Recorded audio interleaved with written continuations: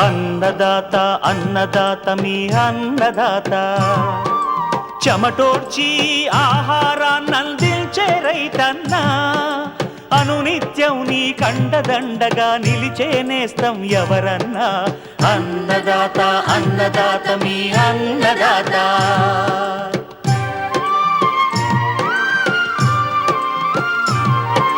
నూతన రీతుల సాగుబడికి, నూరింతలు పెరిగే దిగుబడికి సూచనలిచ్చే సస్య రక్షణకు, పశు పోషణకి శాస్త్ర విజ్ఞానం అందించి ముందుకు నడిపే తెలుగు రైతు భారతదేశానికి మకుటం అయ్యేలా తీర్చిదిద్దే ఆశయంతో మిమ్ము మేలు కొలిపేది అన్నదాత. అన్నదాత అన్నదాత మీ అన్నదాత. అన్నదాత అన్నదాత మీ అన్నదాత. అన్నదాత ప్రేక్షకులకు నమస్కారం. ఈనాటి ముఖ్యాంశాలు: నెల్లూరు జిల్లాలో రబీ సాగుకు అనువైన వరి రకాలు,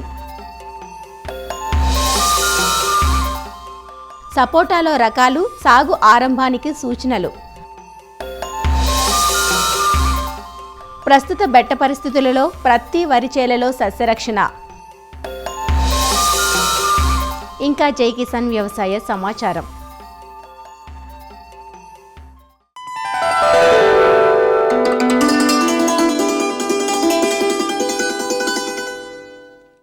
ఈ ఏడు వాతావరణ పరిస్థితులు సాగురంగానికి ఏమంత ఆశాజనకంగా లేవు. ఒక వారం వర్షాలు పడితే మరొక 10-15 రోజుల వరకు చినుకు జాడ కనిపించడం లేదు. దీంతో పైర్లు బెట్టకు గురై ఎదుగుదల లేక చీడపీడల బారిన పడుతున్నాయి. ముఖ్యంగా ప్రత్తిలో రసం పీల్చు పురుగుల దాడి ఎక్కువగా ఉంది. అలానే పగలు ఉష్ణోగ్రతలు పెరిగిన ప్రస్తుత తరుణంలో వరిలో బ్యాక్టీరియా ఆకు ఎండు తెగులు వ్యాప్తి అధికంగా ఉంది.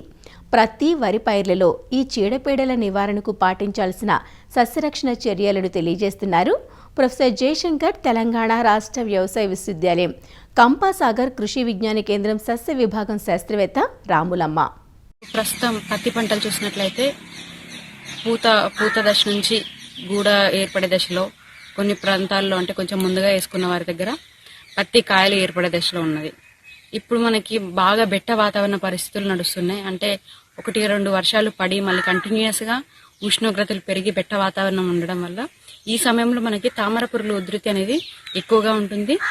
పత్తి పంటలో ఆకులు చివరిగా చూసినట్లయితే తామరల పురుగులు అనేవి ఉధృతి ఎక్కువగా కనిపిస్తుంది. ఈ తామర పురుగుల ద్వారా మనకి తలమాడు తెగులు అనే వైరస్ తెగులు కూడా ఎక్కువగా వ్యాపిస్తున్నది. ఈ తామర పురుగులు అనేవి తొలి దశ నుంచి కాయ ఏర్పడే దశకు అన్ని దశల్లో వ్యాపిస్తుంది. ఆకుల వెనక అవి గీకి తినడం వల్ల కొంచెం వెండి రంగు చారలు ఏర్పడి ఆకులు అనేవి ముడిచిపోయి ఎండుకుపోతుంటాయి.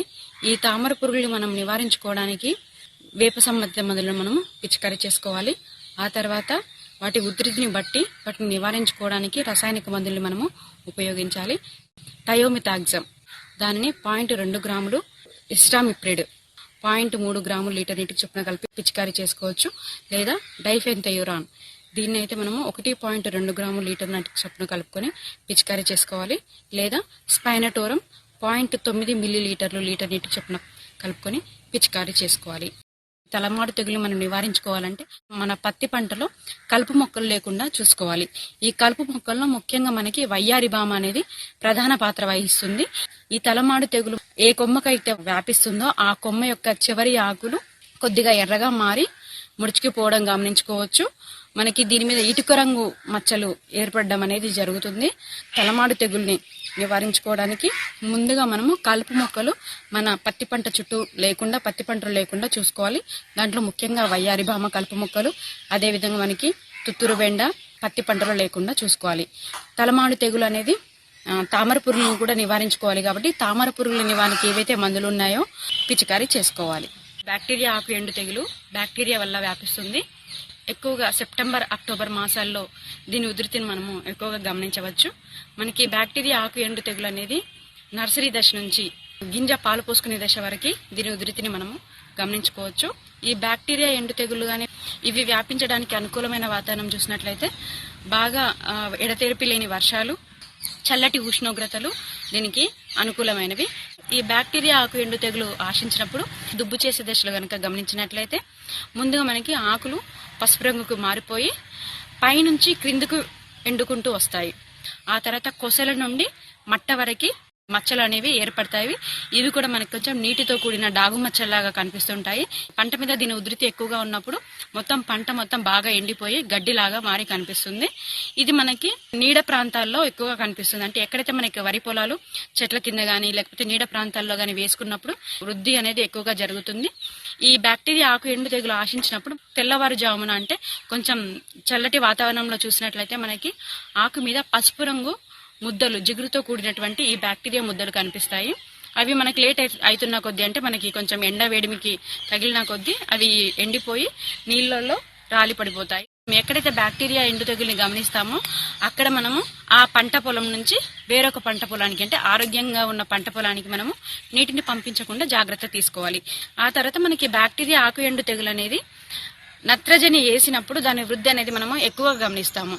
కాబట్టి మనం ఎప్పుడైతే బ్యాక్టీరియా ఆకు ఎండు తెగులు ఆశించడం గమనిస్తామో అప్పుడు మనము ఈ నత్రజని ఎరువులను వేయడం నిలిపివేయాలి. ఆ తర్వాత మనం దీని నివారణకి కాపర్ ఆక్సిక్లోరైడ్ 30 గ్రాములు, దానితో పాటు మనం బ్యాక్టీరియోసైడ్ మందుల్ని అంటే ప్లాంటోమైసిన్ లేదా పౌషామైసిన్ లేదా స్ట్రెప్టోసైక్లిన్ లేదా అగ్రోమైసిన్ ఇలాంటి బ్యాక్టీరియా సైడ్ మందుల్ని ఒక 4 గ్రాములు 10 లీటర్ల నీటికి కలుపుకొని వారం వ్యవధిలో 2-3 సార్లు మనము పిచికారీ చేసుకున్నట్లయితే కొంతవరకు దీని ఎండు తెగులు వ్యాప్తి అనేది అరికట్టవచ్చు. అదేవిధంగా దీని వ్యాప్తిని మనం అరికట్టిన తర్వాత మాత్రమే మళ్ళీ మన నత్రజని ఎరువుతో పాటు పొటాష్ ఎరువుని కలిపి వేసుకోవాలి. మారుతున్న సాగు పద్ధతులు, వాతావరణ పరిస్థితులు, అధిక దిగుబడినిచ్చే హైబ్రిడ్ వంగడాల సాగు వంటి అనేక కారణాలతో పంటల్లో చీడపీడల ఉధృతి పెరుగుతోంది. విత్తు మొలిచింది మొదలు పంట కోత వరకు వివిధ దశల్లో ఆశించే పలు రకాల పురుగులు, తెగుళ్ల నివారణకు రసాయనిక మందులను వాడుతూ ఉంటారు రైతులు. ఒకప్పుడు చేతి పంపు, నాప్సాక్ స్ప్రేయర్లను వాడేవారు. కానీ ఇవాళ పవర్ స్ప్రేయర్లు, తైవాన్ స్ప్రేయర్లు, డ్రోన్ల వాడకం పెరిగింది. వీటి వల్ల సమయం ఆదా అవుతుంది కదా అని ఎలా పడితే అలా పిచికారీ చేయకూడదు. అలా చేస్తే ఆ మందుల సామర్థ్యంతో పాటు పరికరాల మన్నిక తగ్గుతుంది. కాబట్టి మందుల పిచికారీ సమయంలో కొన్ని మెళకువలు పాటించాలి. ఆ వివరాలు ఇప్పుడు చూద్దాం.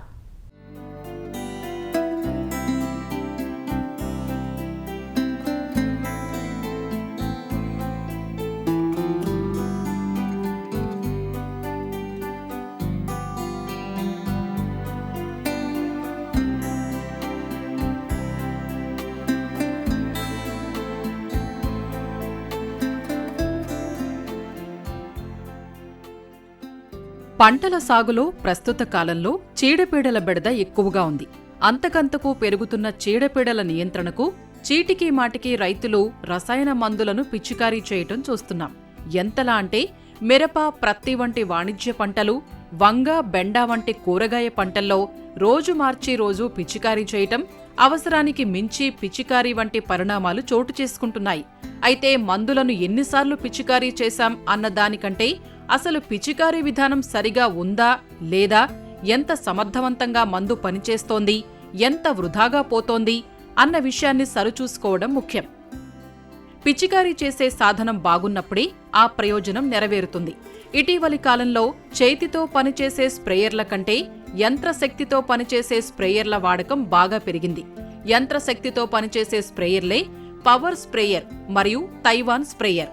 ఈ యంత్రశక్తితో పనిచేసే స్ప్రేయర్లను వాడటం వల్ల సమయం ఆదా అవటమే కాదు, ఈ స్ప్రేయర్ల ద్వారా వచ్చే బిందువులు చాలా చిన్నవిగా విడగొట్టబడి బయటకు వస్తాయి. కాబట్టి మందు ద్రావణంతో తడిచే విస్తీర్ణం ఎక్కువగా ఉంటుంది. అంతేకాదు, సాధారణ స్ప్రేయర్ కన్నా ఎక్కువ ఒత్తిడితో మందు ద్రావణం బయటకు వస్తుంది. కాబట్టి చీడపీడల నివారణ సమర్థవంతంగా జరుగుతుంది. వీటి వాడకం వల్ల నీటి వినియోగం సగానికి పైగా తగ్గిపోతుంది. సాధారణ పిచికారీకి ఎకరాకు 200 లీటర్ల నీరు అవసరమైతే ఈ స్ప్రేయర్ వాడితే ఎకరాకు 75 నుంచి 100 లీటర్ల నీరే సరిపోతుంది. 100 లీటర్లే వాడుతున్నా కదా అని సిఫారసు చేసిన మందు మోతాదును తగ్గించకూడదు. ఎకరాకు ఎంత అయితే మందు మోతాదును సిఫారసు చేశారో అంతే వాడాల్సి ఉంటుంది.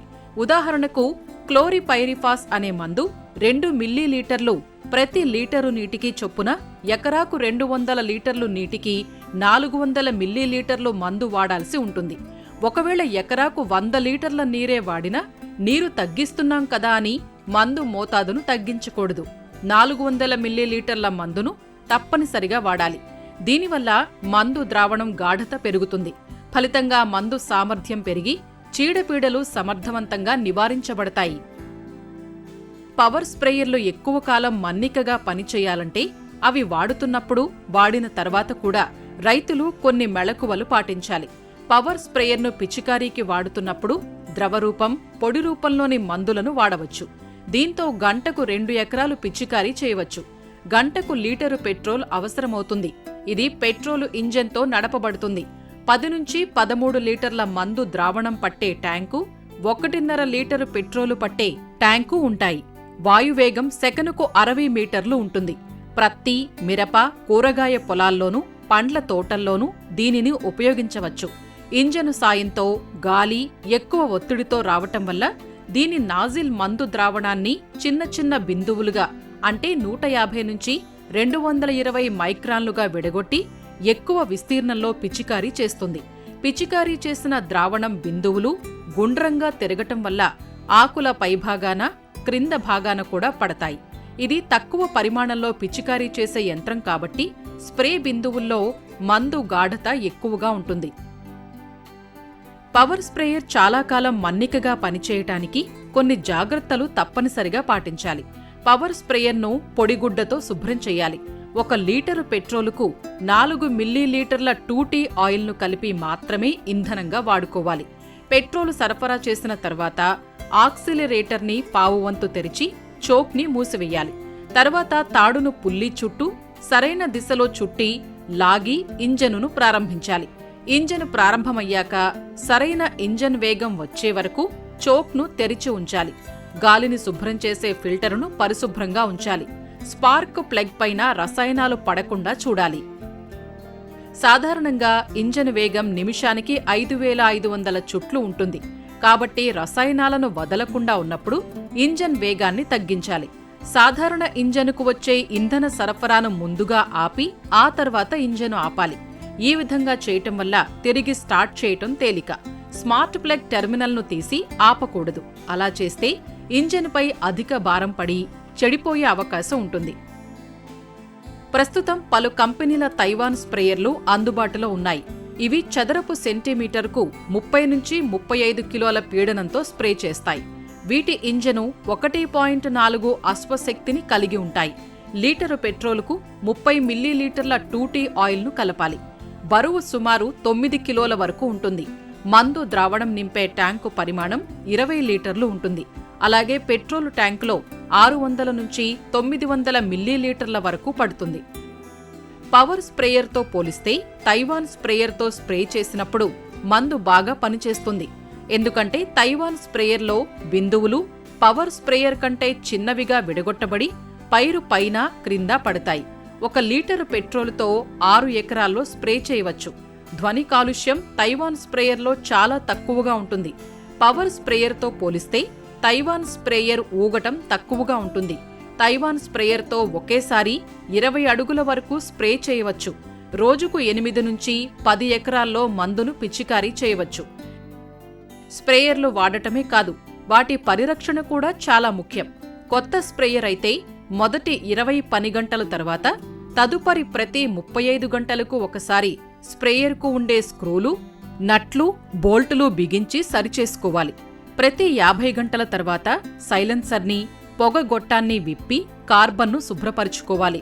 ప్రతి 100 గంటల తర్వాత కార్బొరేటర్ను, ఇంధన పైపును శుభ్రపరుచుకోవాలి.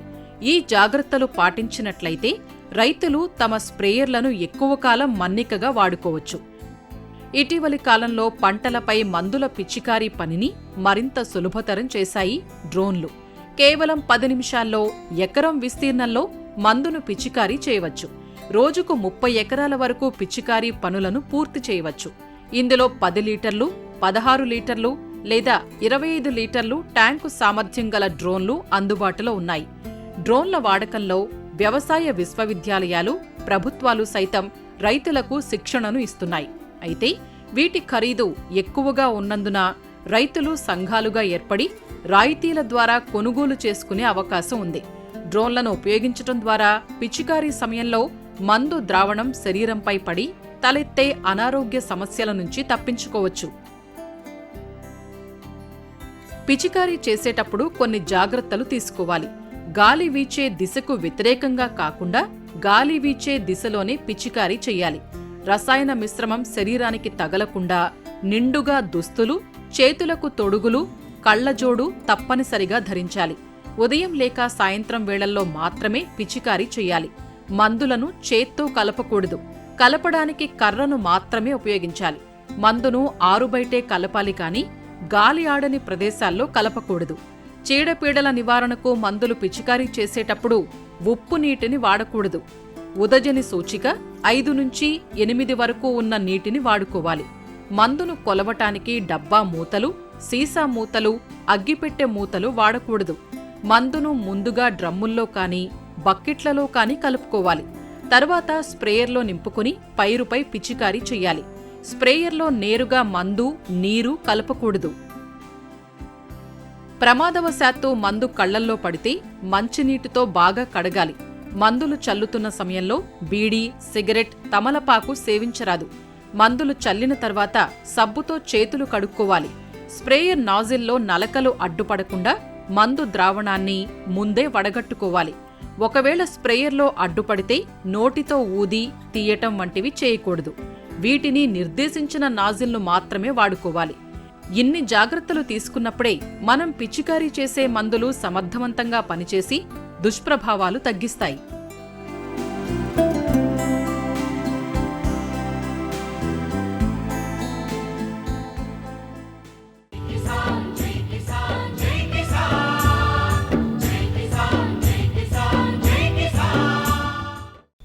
వ్యవసాయ సమాచారం ఇప్పుడు జై కిసాన్లో చూద్దాం.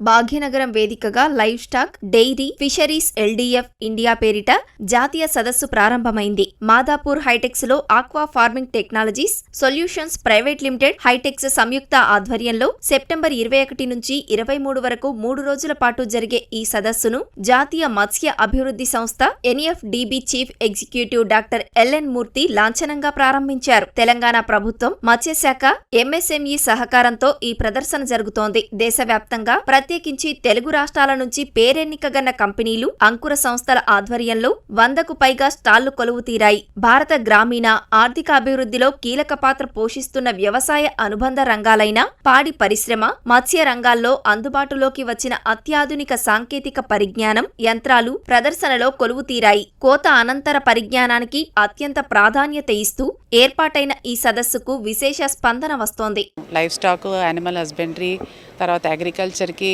అనేక రకాలుగా సపోర్ట్ ఇస్తాం. ఫైనాన్సే కాకుండా డెవలప్మెంట్ కూడా. ఎస్పెషలీ ఈ ఈవెంట్లో ఈ టెక్నాలజీ, రకరకాల technology various parts of the country, కొంతమంది బయట నుంచి కూడా వచ్చున్నారు. సో ఇది ఎగ్జాక్ట్లీ మనకి ముందుగా మనకి ఎకానమీ ఫాస్ట్ ఫార్వర్డ్గా గ్రో అవ్వాలి, మనకి న్యూట్రిషన్ ఈ సెక్టర్లో చూడాలి, మనం న్యాచురల్ ఫార్మింగ్, ఆర్గానిక్ ఫార్మింగ్ కూడా చేయాలంటే ఈ మొత్తం టెక్నాలజీ మనం ఫార్మర్కి రీచ్ అయ్యేటట్టుగా చూడాలి. సో ఈ విషయంలో నాబార్డ్కి మంచి రోల్ ఉంటుంది. What we are trying to do is IoT based data logging అండి. సో మీ దగ్గర ఎటువంటి సెన్సర్స్ ఉన్నా we try to connect to our platform and దాని నుంచి మేము డేటా తీసుకొచ్చుకొని మీకు చూపిస్తాం and you can analyse in real time how it works and for example processing ఇండస్ట్రీలో ఇన్పుట్ రా మెటీరియల్ ఏమొచ్చింది, ఎంత వచ్చింది అన్నది ట్రాక్ చేసుకోగలరు. అట్లాగే ప్రాసెస్ జరుగుతున్నంతసేపు ఏమి లైక్ టెంపరేచర్ కానీ, హ్యూమిడిటీ కానీ, లేకపోతే ఇంకా వేరే పారామీటర్స్ ఏమైనా ఉంటే కూడా అవన్నీ మేము లైవ్ లాగింగ్ చేసి మీకు చూపిస్తాం. సో ప్రాసెసింగ్ వాళ్ళు దే కెన్ అండర్స్టాండ్ ఎంత మెటీరియల్ వచ్చింది, ఎక్కడెక్కడ వెళ్ళింది, ఎట్లా ప్యాకేజ్ అయింది, ఏ గ్రేడ్లో వెళ్ళింది, ఇదంతా కూడా డీటెయిల్డ్ అనాలిసిస్ లైవ్గా ఇచ్చేస్తాం. అదే కాదండి, ఇంకా వేరే సెన్సర్స్ ఏమున్నా, ఫర్ ఎగ్జాంపుల్ మాయిశ్చర్ సెన్సర్స్ కానీ, డిఓ సెన్సర్స్ కానీ, లైక్ ఆక్వా ఫార్మింగ్లో DO very critical component. So డిఓని కూడా వి గివ్ లైవ్ అనమాట. ఈ ఎక్స్పో ఇప్పుడు వరకు జరగలేదండి. ఇది ఇండియాలోనే మనం ఫస్ట్ టైం అటెంప్ట్ చేసాం దీన్ని. అంటే గతంలో మేము చేసిన అన్ని ప్రీ హార్వెస్ట్ చేసాం, ఫీడు, మెడిసిన్, అవన్నీ ఆక్వాక్స్ ఇండియా అని చెప్పి చేసాం. ఇది ఏంటంటే it's life stock dairy fisheries post harvest India. ఇది ఫస్ట్ టైం ఇన్ ఇండియా జరుగుతుంది.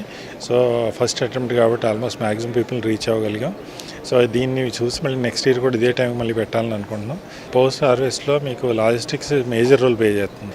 ఆ ఛాలెంజ్ని అధిగమించడానికి గవర్నమెంట్ నుంచి మేము ఎప్పుడూ అడుగుతూనే ఉన్నాం. సో గవర్నమెంట్ పార్టిసిపేట్ చేస్తుంది. సో గవర్నమెంట్ ఏంటంటే లాజిస్టిక్ని ఇంకా పెంచగలిగితే కనుక ఈ పోస్ట్ హార్వెస్ట్ సెగ్మెంట్ బాగుంటుంది.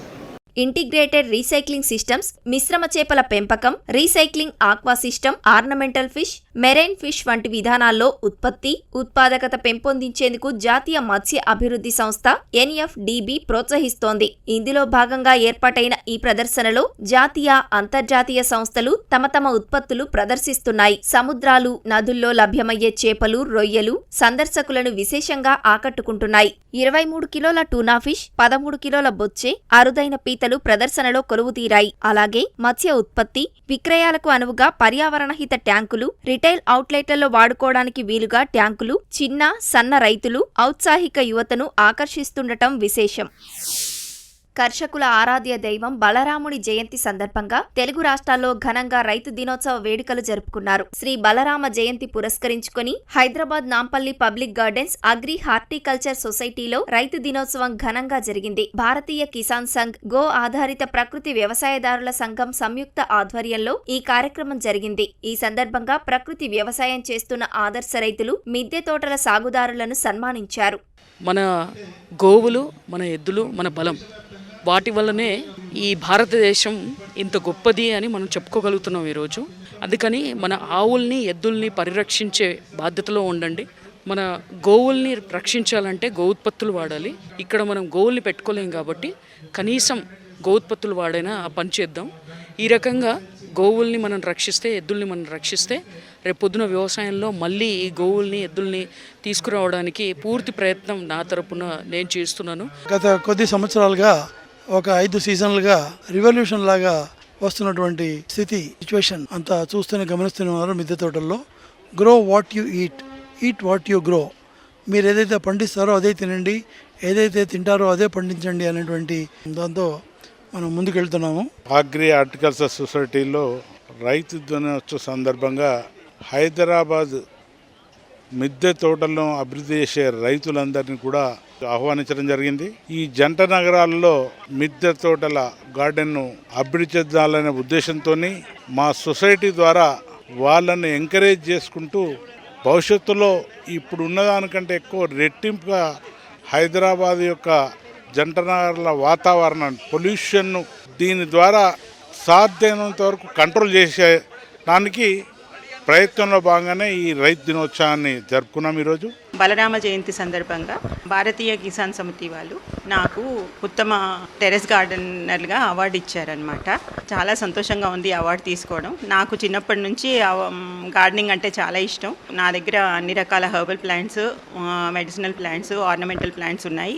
35 సంవత్సరాల నుంచి వీటిని పెంచుతున్నాను. ఈ ఒక లాస్ట్ 6 years నుండి కూరగాయలు పెంచడం స్టార్ట్ చేశాను. మాది ఒక కాంక్రీట్ జంగల్ అండి నేను ఉండేది. నాకు పొల్యూషన్ రాకుండా చుట్టూ మొక్కలు పెంచుకుంటూ ఉంటాను. మిగతా వాళ్ళకి కూడా ఎంకరేజ్ చేయాలని నా ఇంట్లో ఉన్న మొక్కలందరినీ కలిసినప్పుడల్లా ఫ్రీగా పంచిపెట్టడం అది చేస్తూ ఉంటాను. ఆంధ్రప్రదేశ్లో డాక్టర్ బిఆర్ అంబేద్కర్ కోనసీమ జిల్లా అంబాజీపేట మండలం పోతాయిలంకలో ఘనంగా రైతు దినోత్సవం జరిగింది. రైతులంతా స్థానిక రైతు సంఘం భవనం వద్ద ఉన్న బలరాముని విగ్రహానికి ప్రత్యేక పూజలు నిర్వహించారు. భారతీయ కిసాన్ సంఘ్ జెండాను ఈ సందర్భంగా రైతు సంఘం ప్రతినిధులు ఆవిష్కరించారు. పంటలు బాగా పండి రైతు కుటుంబాలు ఆర్థికంగా నిలదొక్కుకోవాలని రైతులంతా బలరాముని ప్రార్థించారు. మరిన్ని విభిన్న అంశాలతో రేపటి అన్నదాతలో మళ్ళీ కలుసుకుందాం. అంతవరకు సెలవు, నమస్కారం. అన్నదాతలు తమ సందేహాలు, సమస్యలను 18004254085 టోల్ ఫ్రీ నంబర్లో ఉదయం 10 నుంచి 11 గంటల మధ్య పని దినాల్లో సంప్రదించగలరు. ఈ కార్యక్రమాన్ని యూట్యూబ్లో www.youtube.com/అన్నదాత ఈటీవీ లింక్ ద్వారా వీక్షించవచ్చు.